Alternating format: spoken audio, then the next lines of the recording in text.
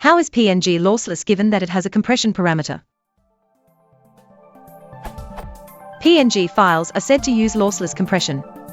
However, whenever I am in an image editor, such as GIMP, and try to save an image as a PNG file, it asks for the compression parameter, which ranges between 0 and 9. If it has a compression parameter that affects the visual precision of the compressed image, how does it make PNG lossless? Do I get lossless behavior only when I set the compression parameter to 9?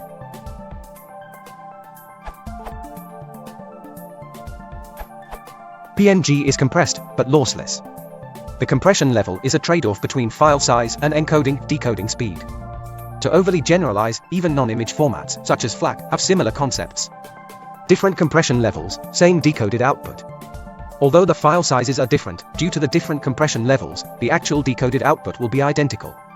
You can compare the MD5 hashes of the decoded outputs with MPEG using the MD5 muxer. This is best shown with some examples. Create PNG files.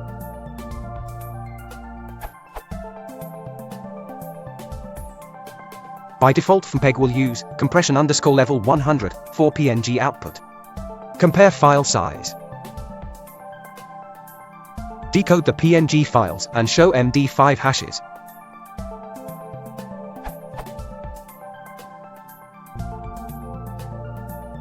Since both hashes are the same, you can be assured that the decoded outputs, the uncompressed, raw video, are exactly the same.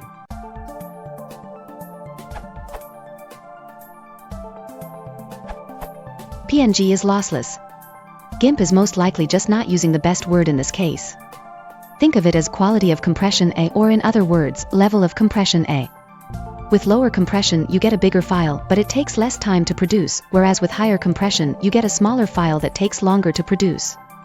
Typically you get diminishing returns, i.e., not as much decrease in size compared to the increase in time it takes when going up to the highest compression levels, but it's up to you. PNG compression happens in two stages. Pre-compression rearranges the image data so that it will be more compressible by a general-purpose compression algorithm. The actual compression is done by deflate, which searches for and eliminates duplicate byte sequences by replacing them with short tokens. Since step 2 is a very time/resource-intensive task, the underlying zlib library, encapsulation of raw deflate, takes a compression parameter ranging from 1 equals fastest compression, 9 equals best compression, 0 equals no compression. That's where the 0 to 9 range comes from, and GIMP simply passes that parameter down to zlib. Observe that at level 0 your PNG will actually be slightly larger than the equivalent bitmap. However, level 9 is only the best that zlib will attempt, and is still very much a compromise solution. To really get a feel for this, if you're willing to spend 1000x more processing power on an exhaustive search, you can gain 3 to 8% higher data density using Zopfly instead of zlib. The compression is still lossless, it's just a more optimal deflate representation of the data. This approaches the limits of a zlib-compatible libraries, and therefore is the true, best, compression that it's possible to achieve using PNG.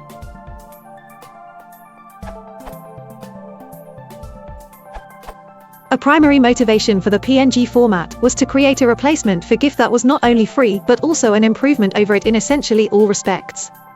As a result, PNG compression is completely lossless, that is, the original image data can be reconstructed exactly, bit for bit, just as in GIF and most forms of TIFF. PNG uses a two-stage compression process. Pre-compression, filtering, prediction. Compression, deflate, see Wikipedia. The pre-compression step is called filtering, which is a method of reversibly transforming the image data so that the main compression engine can operate more efficiently. As a simple example, consider a sequence of bytes increasing uniformly from 1 to 255. Since there is no repetition in the sequence, it compresses either very poorly or not at all. But a trivial modification of the sequence, namely, leaving the first byte alone but replacing each subsequent byte by the difference between it and its predecessor, transforms the sequence into an extremely compressible set. The above transformation is lossless, since no bytes were omitted, and is entirely reversible. The compressed size of this series will be much reduced, but the original series can still be perfectly reconstituted. Actual image data is rarely that perfect, but filtering does improve compression in grayscale and true color images, and it can help on some palette images as well. PNG supports 5 types of filters, and an encoder may choose to use a different filter for each row of pixels in the image. The algorithm works on bytes, but for large pixels, e.g., 24-bit RGB or 64-bit RGB, only corresponding bytes are compared, meaning the red components of the pixel colors are handled separately from the green and blue pixel components. To choose the best filter for each row, an encoder would need to test all possible combinations. This is clearly impossible, as even a 20-row image would require testing over 95 trillion combinations, where testing would involve filtering and compressing the entire image. Compression levels are normally defined as numbers between 0, none, and 9, best. These refer to trade-offs between speed and size, and relate to how many combinations of row filters are to be tried. There are no standards as regarding these compression levels.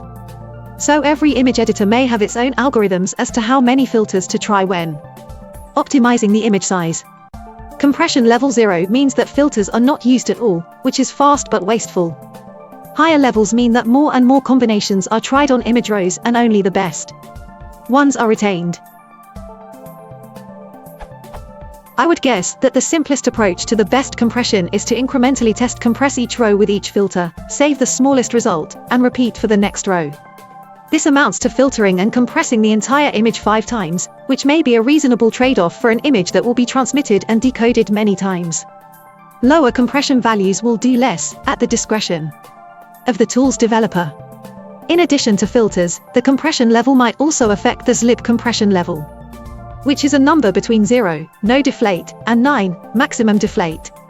How the specified 0 to 9 levels affect the usage of filters, which are the main optimization feature of PNG, is still dependent on the tool's developer. The conclusion is that PNG has a compression parameter that can reduce the file size very significantly, all without the loss of even a single pixel.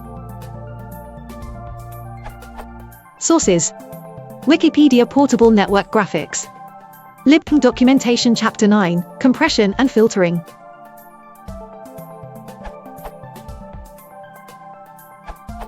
Okay, I am too late for the bounty, but here is my answer anyway. PNG is always lossless.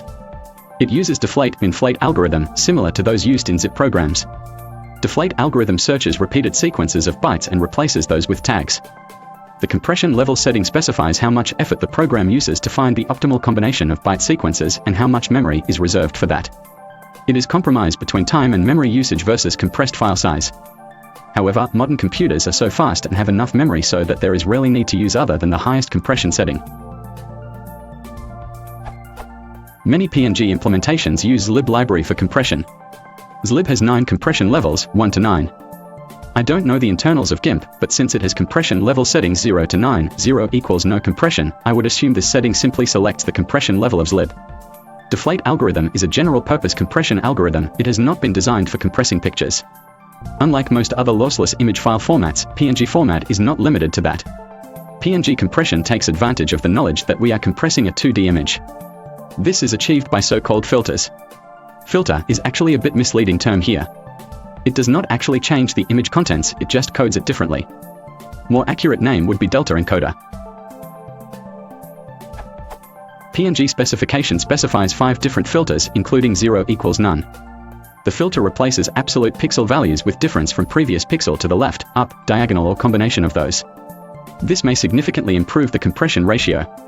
Each scan line on the image can use different filter. The encoder can optimize the compression by choosing the best filter for each line. For details of PNG file format, see PNG specification. Since there are virtually infinite number of combinations, it is not possible to try them all. Therefore, different kind of strategies have been developed for finding an effective combination. Most image editors probably do not even try to optimize the filters line by line but instead just used fixed filter, most likely path. A command line program PNG Crush tries several strategies to find the best result. It can significantly reduce the size of PNG file created by other programs, but it may take quite a bit of time on larger images.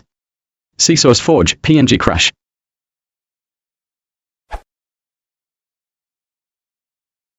If you wanted to tell, ask Suzuki as a